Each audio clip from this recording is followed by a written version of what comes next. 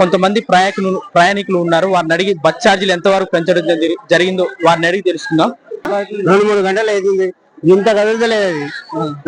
మరి ఎట్లా పోవాలి? ఒక ఊరికి పోవాలంటే పిల్లల్ని వేసుకోవాలంటే చాలా ఇబ్బంది అవుతుంది. ఛార్జీలు పెంచారు కదా, పెంచామనే ఇప్పుడు ఇవాళ పెంచాల్సి అంటే పోవాల్సిందే కంపల్సరీ. 500 అయినా సరే పోవాల్సిందే, ఎందుకంటే అక్క చెల్లెలు అన్నదమ్ములు కాబట్టి పోతారు. ఏం చేస్తాం, బస్సులే సమయానికి రావట్లేదు. అవునే, ఇప్పుడు ఉదయం నుంచి చూసినా కూడా ఒక బస్సు చేయాలంటే ఏం చేస్తుంది, చిన్నపిల్లలకి తిండి లేక అది లేక ఏదో రప్పున పోదాం అన్నట్టు ఇంకా దొరకలేదు. ఏం చేస్తాం, ఆయన టికెట్లు ఇస్తుందో తెలుస్తలేదు.